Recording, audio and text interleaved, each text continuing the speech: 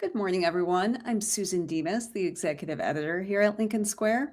And joining me as always on Tuesday morning is Edwin Eisendrath, the host of It's the Democracy Stupid, right here on Lincoln Square on Friday afternoons. He is a former Chicago alderman, the former CEO of the Chicago Sun-Times. He also hosts a radio show on Heartland Signal over the weekends in Chicago.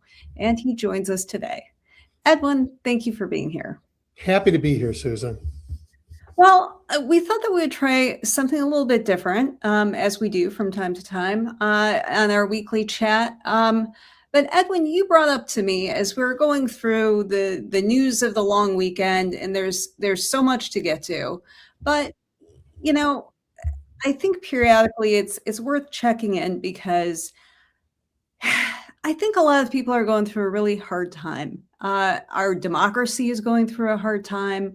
A lot of people are facing financial uncertainty in these times, and it's very easy to feel alone. And I know that's something that we all we hear from people in our lives. And I think this is a good opportunity for us to take a step back and for us to remember that there is still so much beauty in this wonderful world of ours. In our 250th year here in the country.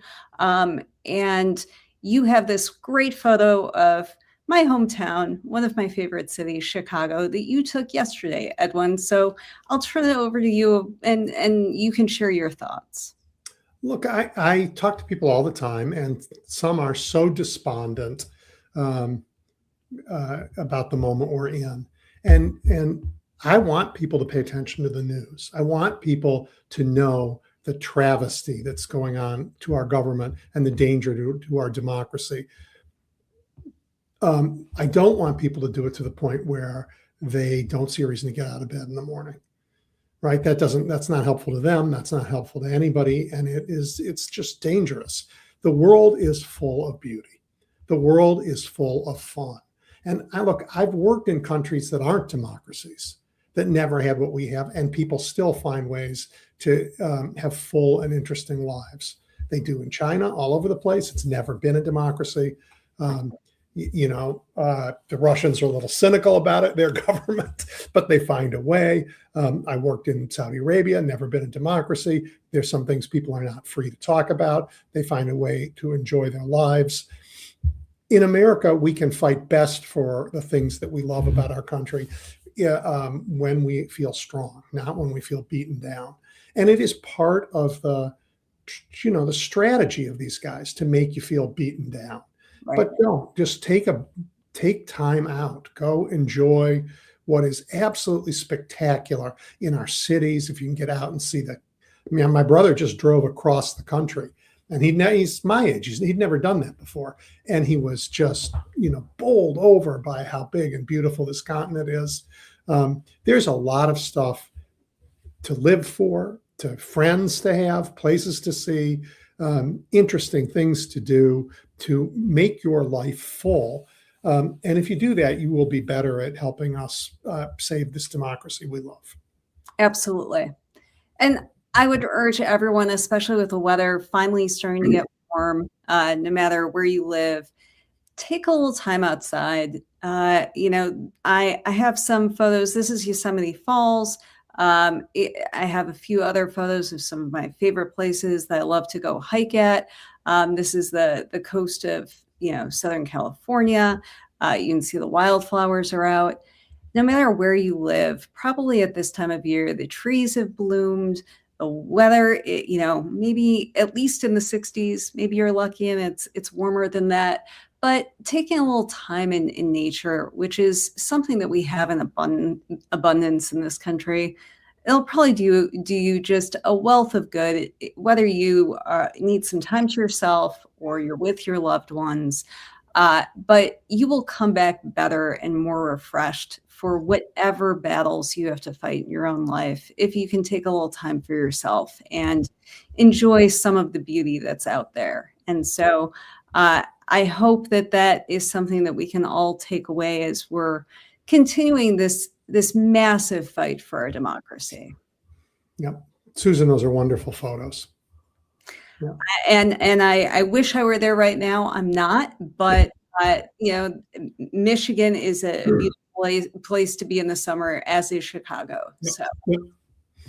Beautiful and fun, and people are interesting, and the people are great. And I mean, if we're doing this for the people, you got to like them to want to do it, and I do. I think they're fabulous.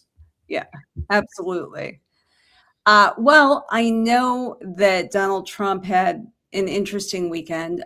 Basically, he spent it the way he does most weekends. He posted through it. He had a lot of late night posts on Truth Social.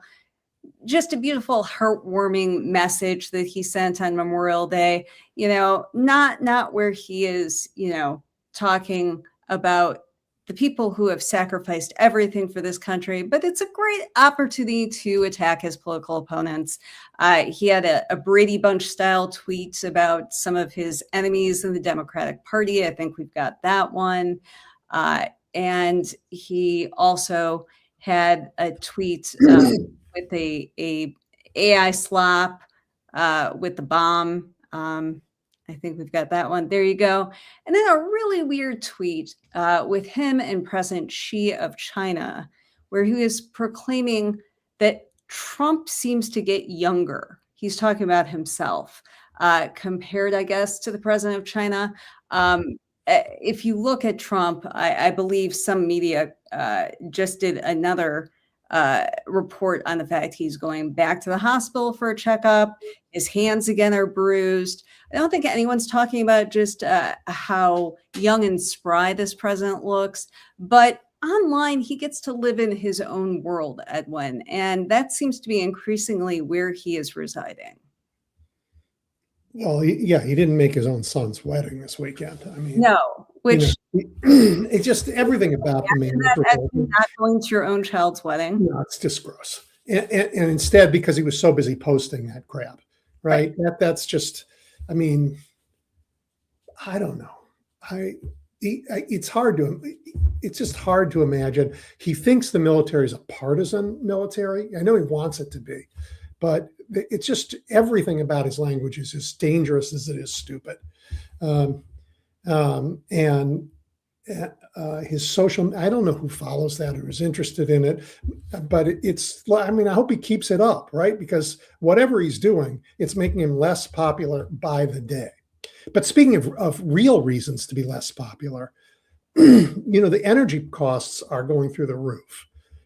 Gas prices are way up and diesel prices are way up. And I don't think everybody understands this, but there isn't a piece of farm equipment in America that doesn't run on diesel fuel. Yeah. So the prices at the grocery store are all going to be up. Farmers are going to be hurting. There are going to be enormous bankruptcies in rural America. And rural America has not been kind to Democrats in the past, but they cannot be happy about what's happened to them in the hands of these terrible people. I mean, think about the size of the farm equipment across America, the combines and the tractors, what you need to put the food in the ground, to make sure that it's properly fertilized, and then to pick it up again later. All of that is an enormous diesel consumption, and now that price is through the roof. The roof. And you know what else is diesel, Susan? Trucks. Yes. And how the goods get shipped all across America. We are, in some ways, a diesel economy, and people don't think about that. But these are at all-time high prices. So all this blather, these idiots who are running our economy, who think prices are going, have been telling us since, I don't know, April, that we've hit the top and prices are coming down. They are fools and liars. Yeah. Really dangerous time. Yeah. When I went to fill up my car last week, I was not thrilled to pay $5 a gallon, but I looked over at the price of diesel and it was over $6. That is taking such a bite out of so many companies that rely on trucks to transport their goods all across America. And as you're seeing your prices go up, it's because you get to absorb all of those price increases. But President Trump doesn't seem terribly sympathetic to the fact that we're all paying more at the pump and everywhere else. I think we've got a clip of his take on it. Yeah. See a problem? And this is peanuts. And I appreciate everybody putting up with it for a little while. It won't be much longer. But you're going to have, and frankly, there is so much oil out there. One of the things that is happening is these big ships are coming up to Texas, Louisiana, and Alaska, and they're loading up. But I don't even think about that. What I think about is you can't let Iran have a nuclear weapon, and they won't have a nuclear weapon, and they fully understand it. It's peanuts. It's peanuts. And by the way, Iran doesn't have a nuclear weapon. And when Obama was president, there was an agreement and they weren't going to get a nuclear weapon. He scrapped that agreement. He's gone to war. And now in that war, he's desperate now to get out of the mess he made. He cannot get out of it without greatly damaging America because he caused this great damage. The deal that he talked about doesn't say, it puts off a discussion of Iran's nuclear weapon, doesn't solve that problem now. And I mean, it was so appalling, the deal he tried to make with the Republicans said, we'll lose everything if you do this. And they pushed it away. So we had, once again, Donald Trump's favorite idea of negotiating, deal or no deal. He announced peace, probably made money on the change in oil prices, and then bombed the coast of Iran again, probably made money on the drop, on the rise in oil prices after that. I mean, the economy, there's no consistency. There's no way people can make investment decisions. And there's no way he's going to end the war he started on terms that are better than we were before he went into that war. Robert Kagan is not, a left-leaning advocate. He's one of the biggest neocons in the country. And he says America has been deeply damaged forever by this, for generations by this, no matter how it ends now. Right. Well, Trump's MO has been that he likes to break things. And then he says, I'm going to announce a deal where all of a sudden, miraculously, things are back the way they were, but you give me credit for it. And a certain slice of the voters seems to like the showmanship, maybe 30% of the country that still approves of him, that solid 30%. But, this is a routine that we've seen for a long time. And he's tried that play in Iran, where he basically wants to bring us back to zero, to what Obama did in 2015 with his deal with Iran, which worked. But he's failing because the Strait of Hormuz is still closed. Gas prices are still high. And every economic expert predicts that even if the Iran war miraculously were to end completely today, that it would be months, if not years, before this gas price shock fully fades. This is the new normal for us because Trump went in, he broke things, and this is not something that you can just easily put back together. And let's consider the fact that he needs a willing partner to put things back together. Sometimes Congress will help him when he breaks things, whether it's Republicans that will just do his bidding or Democrats that desperately want things to work in this country. The country of Iran doesn't want to play that role for Trump, and they're not giving him an easy off-ramp. But Marco Rubio was trying to sell us on how everything is progressing with peace over the weekend. I think that, like anything with something like this, and it's going to take a couple days to settle on, even down to the disagreements over a word, sentence. So we'll have to work through that. You know what? If he told us that once, okay. If he told us twice, okay. But they've been telling us this now off and on for weeks and weeks and weeks. We got a deal. We don't have a deal. We have a deal. We don't have a deal. Right? It's all bullshit. Excuse me. It's just not. It's just they have no credibility at all anymore because they can't get their story straight. Not for 1 second on these very important topics. Not for a second. And they haven't been honest with us about the costs of this war.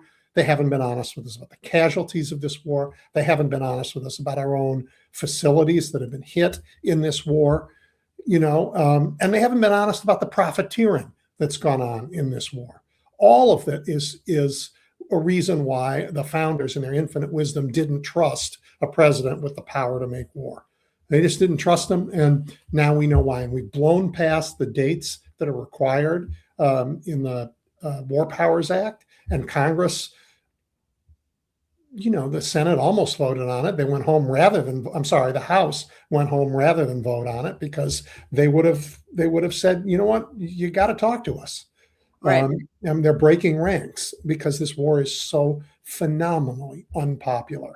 And this is a topic that interests me. This slush fund of Trump's, it became toxic the moment he announced it. Right. And this is not just your average slush fund. This is to reward people who beat up cops on January 6th. And it's totally corrupt. Our government. It's totally corrupt. The deal was corrupt. He made the government pay him to establish this. It's absolutely corrupt. But I think it was toxic, and this is a good thing. I think it was toxic on day one, Susan, not because it's corrupt, because everything he does is corrupt. It was toxic on day one because the man doesn't have his Teflon anymore. Mm-hmm. Because people are now willing to say, I'm sorry, we gave you the benefit of the doubt, and now you don't get it anymore. Now, you know what? Our prices are higher. Our lives are worse. I don't know where my kid's going to go to school. I don't know where I'm going to go if I get sick. 10 million Americans have lost their health insurance because of this man. Between 5 and 8 million have lost food support because of this man. Yeah. Yeah. And we start talking about gas prices because we see that every day. Yep. But it is probably far more significant for most families out there to lose their health insurance than even to deal with gas prices that are $1 or $1.50 more at the pump. Because if you get sick in this country and you don't have insurance, that can be a death sentence. And we were going in the right direction with the Affordable Care Act, with what passed under Barack Obama and what was expanded under former President Joe Biden. Now we are going completely backwards, where people do not have access to affordable, good quality health care. And that is something that is not just a problem today. That will have an effect on us in years to come, because years and years. A country that is sicker and poorer because of Donald Trump is a hell of a legacy. Sure. And you're going to have no health insurance and measles. Right. Right. Because they also have undermined science, undermined vaccines. I mean, everything about them is bad for us. And the only thing they're interested in is staying in power. So they're trying to cheat everywhere. They're trying to cheat in our elections. This is what right now, the Republicans are trying to push through, and they will succeed in pushing through an enormous amount of additional money for ICE, enormous amount of additional money without a single reform. And the only reason is so that Donald Trump can have an army on election day. It is absolutely appalling, and we're going to have to be braver than we've ever been. I think we will be, but it is. They're not ashamed about trying to end American democracy, but there's good news there too. I mean, the Supreme Court gutted the Voting Rights Act, but they didn't get rid of the 14th Amendment. They couldn't do that. And so in the Calais case, they remanded, Susan, the Alabama case back to Alabama. And in her dissent, Sotomayor said, well, no matter what, you get to still decide. The 14th Amendment is still a thing. And sure enough, this morning, right before we went on the air, a 3-judge panel, including 2 Trump appointees, said, the evidence we've gone back over it in light of the Calais decision. I read it this morning. I couldn't believe it. The evidence is abundantly clear. This was a racial gerrymander. It wasn't a partisan gerrymander. The purpose of this was to disenfranchise Black voters. That was its purpose, and we had abundant evidence about that. And they said, there's nothing we can do to change that. So I know it's close to the election. Sorry, but this is our ruling. Now, undoubtedly, Alabama will appeal that. And this is interesting to me for a couple of reasons.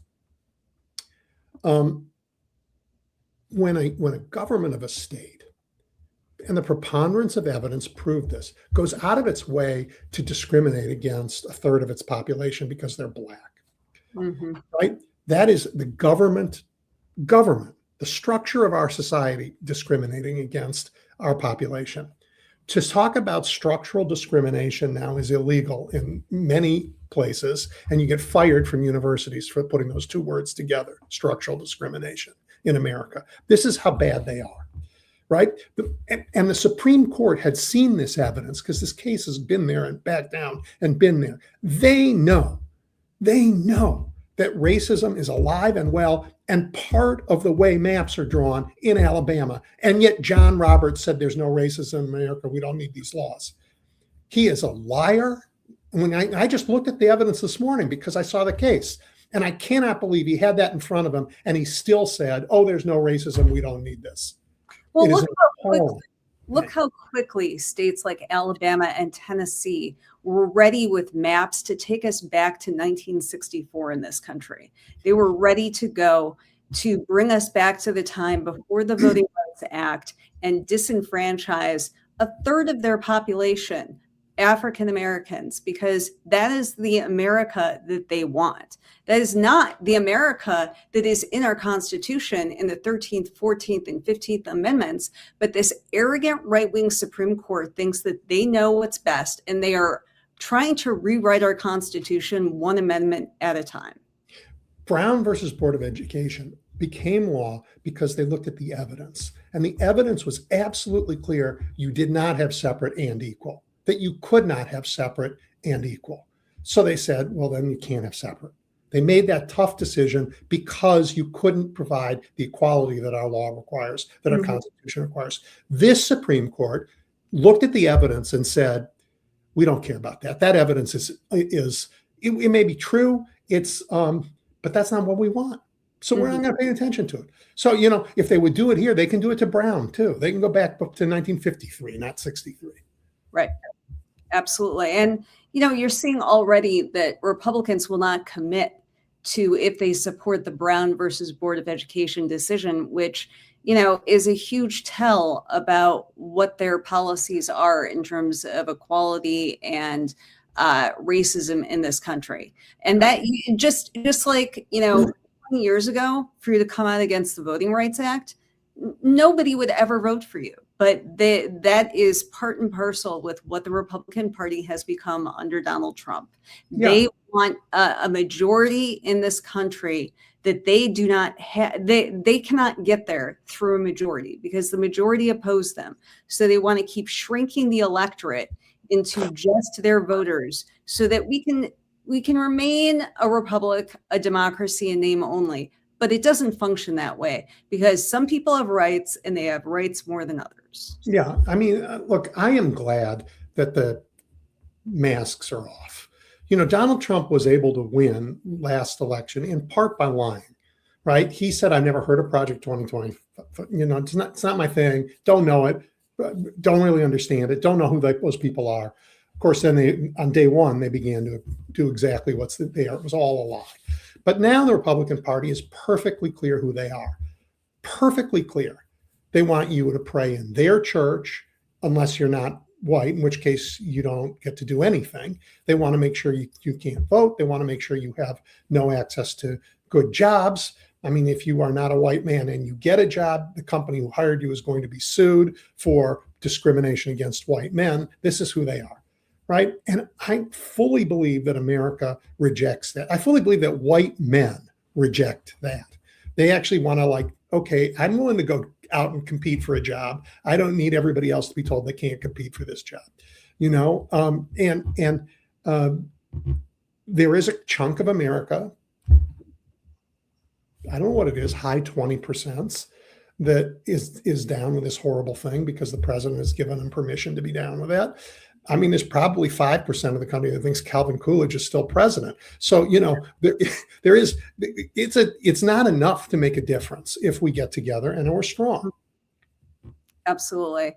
Well, Edwin, you were bringing up the fact that part of the reason why Donald Trump won the last election was by lying, but he has lost his Teflon. And I think it's because of just the egregious lying that this administration is doing that causes you to, they want you to not believe what's in front of your very own eyes. And CNN did a really good compilation of some of these lies. National security objectives of Operation Epic Fury are fully achieved. Americans will see oil and gas prices drop rapidly. We promise that when this conflict draws to a close, when this operation draws to a close, we're going to see those energy prices come back down to reality. Oh, they would go down quite a bit. You know, if we see a pathway to have the Straits of Hormuz open soon and energy flowing again, you'd see energy prices drop pretty significantly. Prices have likely peaked, and they'll start going down. Certainly with a resolution of this conflict, you'll see prices go down. Prices across the board on energy prices will go down. The gas will go down. As soon as the war's over, it'll drop like a rock. It's going to come tumbling down. There is so much oil out there. It's pent up. It's locked up in the Strait of Hormuz.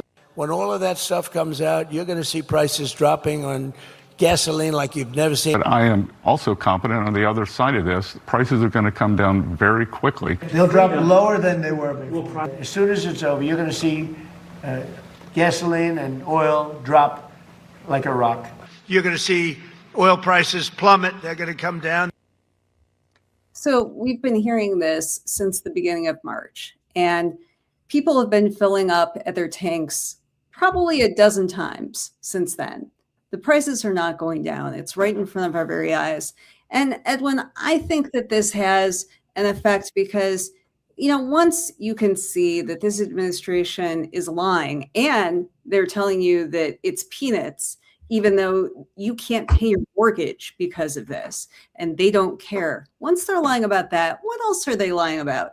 Are illegal immigrants really running amok, and they're the most violent people that we've ever seen, and it takes this extra legal police force and ICE to terrorize communities, to terrorize American citizens? How many lies does this administration really tell us? And I think that's the story that you're seeing in these poll numbers, which is why Donald Trump's poll numbers are in the low 30s. Yeah. And I don't know that they're coming back. Well, so hold on one second. Sean, if you could pull up the last 6 months of Exxon's share price for us to talk about with everybody, because while gas prices are going up for us, and they're predicting they're going to come down, I think it'd be interesting for people to see that. Susan, I fully agree with you. The lies have caught up to this administration and people see it for what it is. I think the other reason the Teflon has come off is more evident to people who don't pay attention to the news, which is he's simply a terrible president. He's simply a terrible, terrible president. The government doesn't function to do its job. You know, we've had more airline accidents than you can imagine. We're unprepared for disasters anymore. We certainly aren't protecting the public health. Measles is rampant. Prices are way up. You know, I mean, there's no area of American life, just the last 6 months, few months since the war began.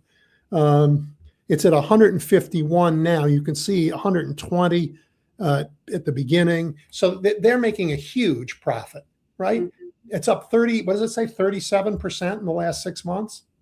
Yeah.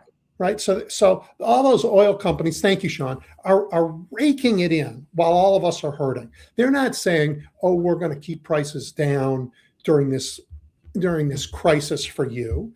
They're saying, oh, we can take advantage of your pain and line our pockets, which is, of course, these are Donald Trump's biggest donors, right? These are the part of this group. They just think people don't matter. They just think people have no dignity. And they don't believe in that. They think they're there to rule and the rest of us are there to serve. And I you know what? That's not who we are. Yeah. I make a terrible servant. I'm not doing, humanity, I'm happy to work for. Some rich guy who thinks he owns me, not a chance. Yeah. Yeah. And that is the attitude of Trump and these oligarchs. I mean, they think that all of us are lesser beings. And so if we have to pay more at the pump, fine. You know, that's peanuts to you. But they are the important creators. They deserve all of the billions of tax cuts, and they got them from Donald Trump. They cashed their checks. They're continuing to profit every day. They go with him to China, you know, to negotiate better deals for themselves. Trump didn't get anything, but I guarantee you that a lot of those companies that accompanied him, they're doing just fine in China. Yeah, Americans didn't get anything. Nothing is trickling down. And if it was bad under Ronald Reagan, it has just been supersized under Donald Trump, because in addition to what he is doing for the absolute obscenely wealthy among us, he's also stealing from us every day, whether it's with his ballroom or the arch that he wants or the slush fund for the January 6th terrorists. I mean, we are paying quite literally for Trump and his corruption every single day. Every day. Every day. In ways we see and in ways we may never see, right? I mean, I have no idea how much of his, oh, we're at war, oh, we're at peace, oh, we're at war, oh, we're at peace is stock market manipulation. No idea, right? Some portion of it for sure. But the stories that came out this week about crypto and the poly market type ventures, where regulators who said, "Hey, we need to think twice about this," all got fired or demoted. These guys are thugs, and they're using the power of government to line their own pockets and make their friends, which is their friends. I want to say this in a way that people understand. When you create a autocracy, the first thing you can't do it alone. You need to have rich supporters to buffer you. So you build these oligarchs up, and they support your regime in return for their blessings. And it takes a long time for the regime to get powerful enough to start knocking off the oligarchs and taking it all personally. But it begins with a community of barons.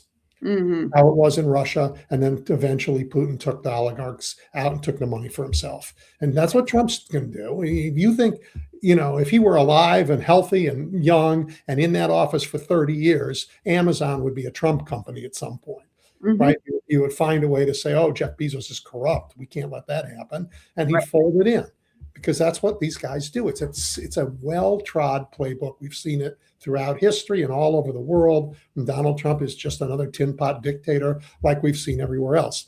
But Americans aren't that people. And we show it every time we get a chance to vote. We show it every time we get a chance to protest. A big election in Texas today, by the way. Yeah. Let's talk about that, because Donald Trump weighed in at the very last minute, and he endorsed Ken Paxton, the ultra corrupt attorney general, who was impeached by a Republican House. That's how bad this guy is. He is really repulsive. He is really, like, on the Trump scale, he is right up there in terms of just disgusting. Right. The womanizing, the massive corruption. So, of course, Trump likes him. He is in a runoff election for the U.S. Senate against the incumbent Senator John Cornyn, who has been desperately trying to appeal to Trump voters. I know John Thune and a lot of the brass in the Senate were really hoping to get Trump on side, because they think this is their absolute best way to keep this Senate seat. But of course, Trump being Trump, threw in with Ken Paxton.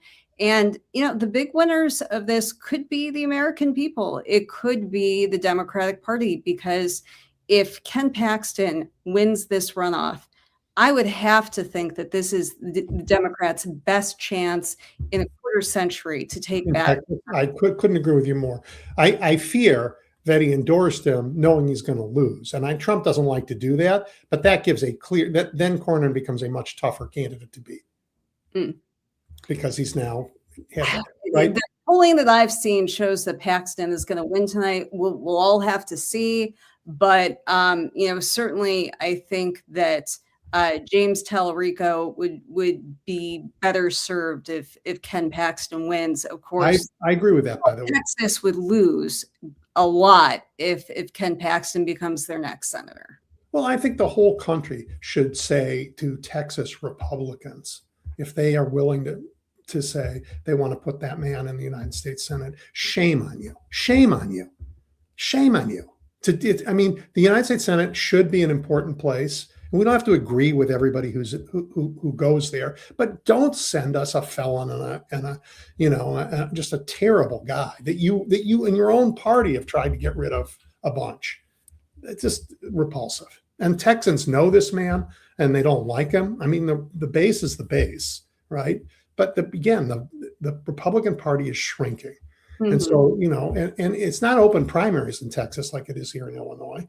You have to be a Republican. You have to say, I want to be part of this to vote in that primary. So you're getting a collection of people who have been chosen for their repulsive views.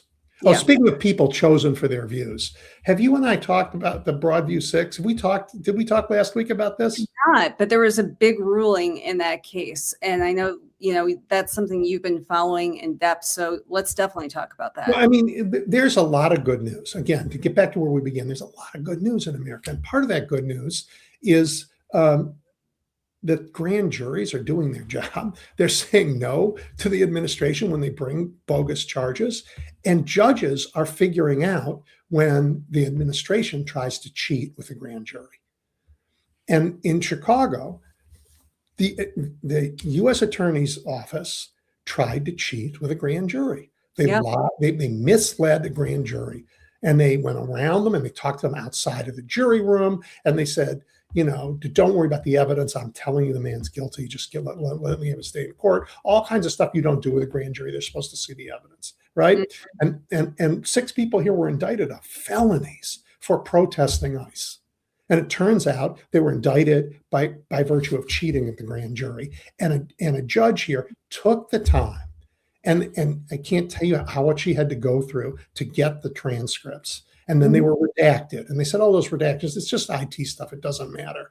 But then she saw what was redacted, and they had lied to her about what was redacted. Mm-hmm. And so she threw out the charges, and now she's going to have disciplinary hearings. And that's not the only time that's happened. It's happened a bunch in Wyoming. Now, in Wyoming, the U.S. attorney who did these terrible things was later, after we knew he was cheating in a grand jury, he was confirmed to the job by the good Republicans in the United States Senate, because this is who they are, right? But grand juries and judges are saving us in all kinds of ways, which is why, of course, Trump wants to get rid of grand juries, cheat grand juries, and why he's hoping to get the most corrupt pack of judges ever, what's her name in Florida? Eileen Cannon. Eileen Cannon, right. He wants a whole pack of Eileen Cannons in the judiciary. Yeah.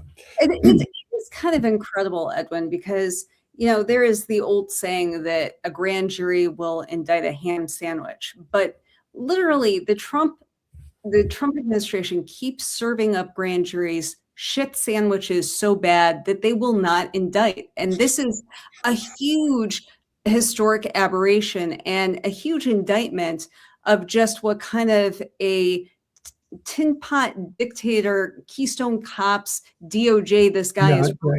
That they can't pass muster. And when they do, then the cases fall apart anyway.